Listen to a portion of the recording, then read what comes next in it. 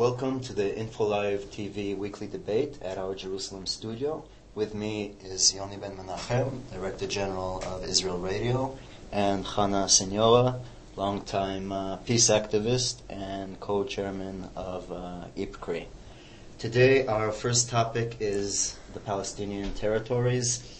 Yoni, on the backdrop of the scheduled meeting between President Abbas and Prime Minister Olmert, it has been reported that Israel is considering a request by the Palestinians, by Abbas, to deploy the Jordanian army's Palestinian Badr Brigade in the West Bank.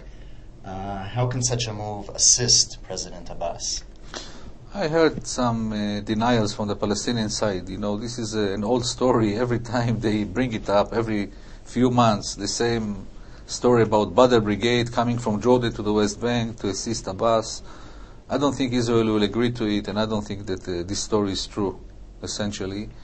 And I don't, even if Israel will allow the Badr Brigade to be deployed in the West Bank, I don't think that it will help Abbas, because these soldiers of the Palestinian soldiers from Badr Brigade are trained to confront a military force, not to fight Hamas and not to fight terrorist organizations. And I don't see what effect it might have on the ground. But essentially, as I told you, I believe this story is not true. Let me correct your information. First of all, there is no request, and politically, the Palestinian Authority will not request the Badr Brigade. Also, the Badr Brigade, although a few months ago were in full force with younger people, about 2,000, now because of monetary problems, they are down to 500, and they are not effective anymore. Chairman Abbas, President Abbas has made it clear that at the moment he will not engage in dialogue with Hamas. Does this mean two separate Palestinian entities in the future? One, a Hamas state in Gaza, and a Palestinian Authority in the West Bank? On the ground, actually, what we have Gaza separated from the West Bank, controlled by Hamas, military-wise. And what we have is the Fatah controlling the West Bank with the help of Israel. I heard the position of President Abbas, but I think that this is only true for the short term. On the long term, he will have to start the dialogue with the Hamas at some stage. There are Arab pressures, there are people trying to mediate between Fatah and Hamas. Abbas looks at it as a coup d'etat against his legitimacy, which is true. It's a coup d'etat, a military coup d'etat by the Hamas. But as I said, on the long run, the Palestinian interest has to be above everything. And the Palestinian interest is to have Gaza and the West Bank united in a way, or connected in a way, for an independent Palestinian state. This is the dream of the Palestinians, and Abbas will not be able to ignore it. Well, for the first time you are right. On the issue of your last piece of analysis is that no Palestinian leader will ever accept or acknowledge that we should continue in the way we are divided in Gaza and the West Bank. Yes, now at the beginning, because of the emotional outcome of the coup d'etat, people said we are not ready to talk, we have to go back to how it used to be before. But right now, internally, even within Fatah, there is a movement to restart the dialogue. All the factions under the PLO are requesting that. And what is more important, there is the Arab pressure, especially of Saudi Arabia, to have both Fatah and Hamas resume their dialogue. And I believe maybe in the short term, the situation for the next 2, 3, maybe 6 months will continue the same as it is today.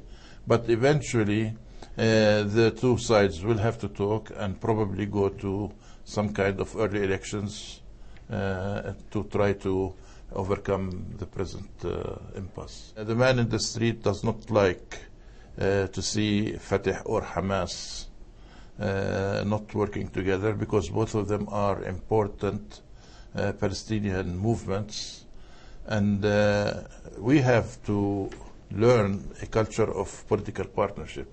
I mean, you have Likud, you have Labour, you have right wing, you have leftists in Israel, but they all work for the interests of the state of Israel.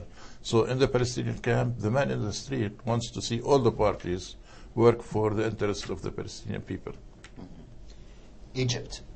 Egypt doesn't seem to be doing that much to bolster Abbas. They have reiterated their objection to the deployment of an international force along the Gaza border.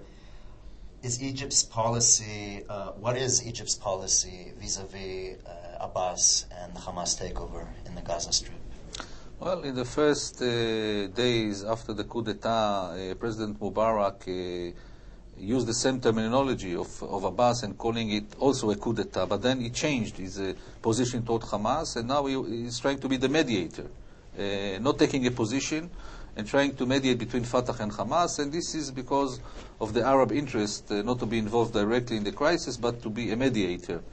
As for the international forces, the deployment of the international forces, I think Mubarak doesn't want these forces to be deployed on the Egyptian side of the border with Gaza, but I don't think he would mind that these forces will be deployed on the Palestinian side.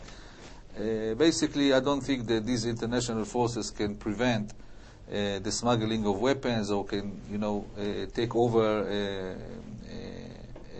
the security situation there. It will not be effective.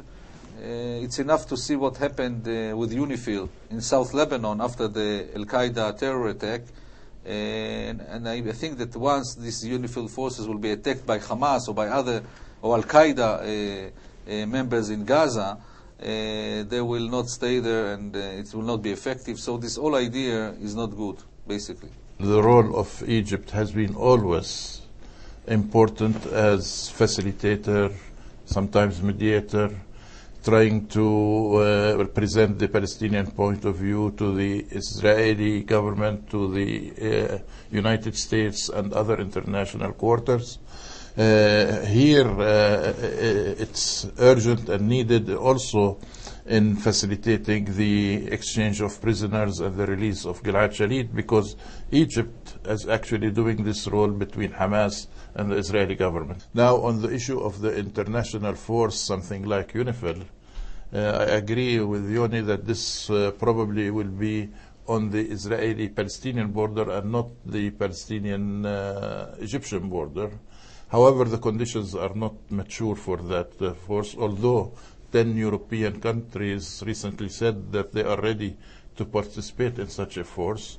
I believe the coming negotiations between Olmert and Abbas, and in my opinion, this force might be also necessary to resolve the issue of the borders with Jordan and the borders with Egypt. Because now we are also on an impasse with the present situation with Hamas in control of Gaza, is that the borders with Israel and Egypt so far has been closed, and there is a huge humanitarian issue that has to be resolved and as fast as possible. More than 25 people have died just waiting on the Egyptian side of the border so far. My last question, Lebanon, from a Palestinian point of view. We've seen recently and within the last 2 months very heavy clashes between the Lebanese army and Fatah al-Islam, Islamist militants in northern Lebanon, in Nahar al-Bared refugee camp. We've seen, as you mentioned, the attack on UNIFIL forces in the south, also said to have been perpetrated by Al-Qaeda-linked or Islamist Palestinian militants.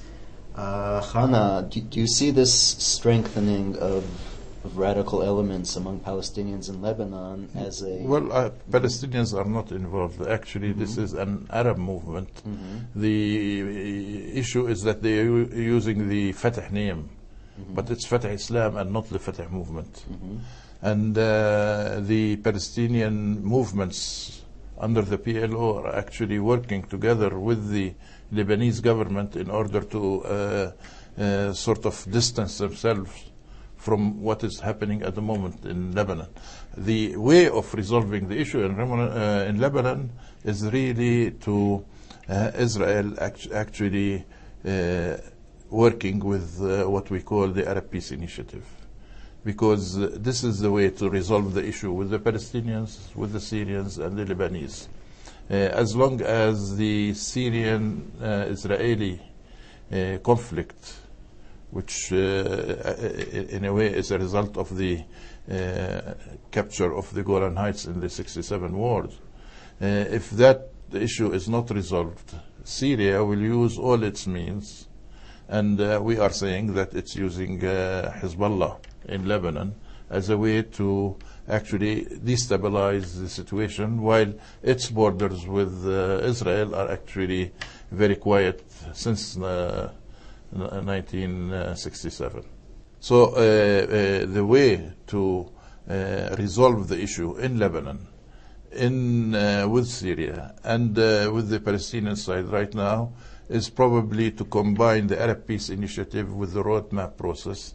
And in the roadmap process, we should not be stuck with phase one, although right now Hamas is actually doing phase one in Gaza by taking all the military equipment of all the other organizations in the Gaza Strip. And I believe also President Abbas in the West Bank has said that he wants to remove all the weapons from all the militias that are present in the West Bank. So in a way, we are moving on phase one. It's not yet complete. Israel also has to do a parallel thing in phase one, which is to freeze settlement activity, which Israel is not doing also at the moment. In this way, Tony Blair is coming to the picture right now as the super envoy appointed by the quartet. I think for him, if he start discussing what we call final status issues, the future of Jerusalem, the future of the settlements, the issue of the refugees, the borders between the two states, in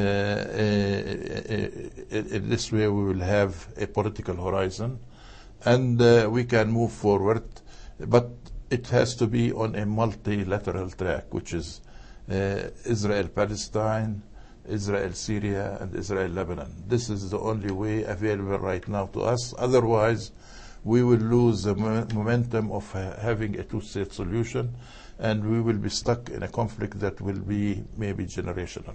Mm-hmm. Let me get back to the point of Lebanon.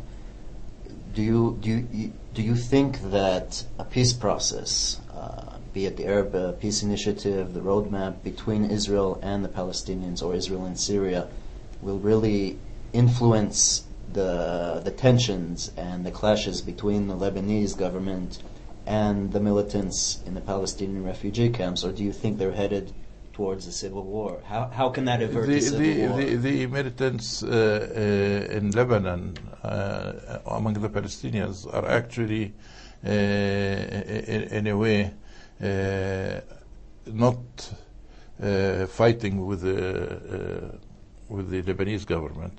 The recent what happened in Nahr al-Barid and elsewhere in Lebanon actually is an Arab fundamentalist military organization that is doing the same thing in Iraq against the Americans, probably with links to Al-Qaeda, but not to the Palestinian side. Mm-hmm. Yoni, civil war in Lebanon, do you foresee No, it? I don't think so. I think I agree with Mr. Senora. This Fatah al-Islam is affiliated to Al-Qaeda or maybe to the Syrians. That's the different versions. But and there are some Palestinians who are members of Fatah al-Islam, but it's not a Palestinian organization. This is true. This is an Arab movement which is working against the Lebanese government. And I think there is a consensus there because Hezbollah is also against them. They are not supporting them. And all the Palestinian organizations are against them because they are harming the Palestinian interest. And there is a consensus to help the Lebanese army to fight them and to eliminate them. And I think eventually this is what will happen. The Lebanese army is working very successfully in Nahr al-Barid refugee camp, and eventually I think they will be able to make them surrender, or they will get rid of them eventually. But definitely it will not cause a civil war. Thank you very much. Thank you. Chana Senora. Thank Yeah. you.